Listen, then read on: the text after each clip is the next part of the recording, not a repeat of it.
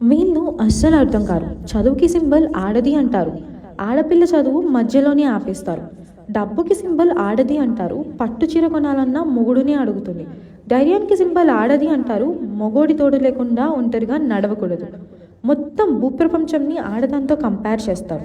ఆడపిల్లకి ఇల్లు తప్ప మరో ప్రపంచం తెలియకుండా పెంచుతారు. కారణం ఏంటో తెలుసా? ఇక్కడ 90% ఆడపిల్లలకి వాళ్ళ నానంటే ఇష్టమైతే 99% నాన్నలకి వాళ్ళ కూతురు జీవితాన్ని సర్వనాశనం చేస్తూ ఉంటారు. పరువు పరువు అని వణుకుతుంటారు. వీళ్ళకి పిల్లలు పుట్టింది వాళ్ళ కోసమా లేదా నలుగురి కోసమా అనేది అర్థం కాదు. కూతురికి 15 ఏళ్ళు దాటితే చాలు మంచి శాలరీ వచ్చే అల్లుడి కోసం వెతికి వాడింటికి పంపడానికి తొందర ఎక్కువ.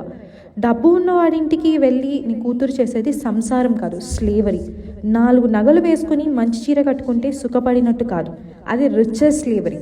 ఇన్ని ఏళ్ళు స్వేచ్ఛ లేకుండా ఇల్లు అనే పంజరం నుండి ఇంకా ఇరుకైన పెళ్ళి అనే పంజరంలోకి ప్రయాణం. దానికి మళ్ళీ సెలబ్రేషన్స్. పెళ్ళి ఎంత ఘనంగా చేశామని తల ఎత్తుకుని తిరగడం కాదు, కూతుర్ని తన కాళ్ళపైన తనని నిలబెట్టలేకపోయానని, ప్రతిదానికి వేరే వాడిపై ఆధారపడేంత బలహీనంగా పెంచానని తల దించుకోండి.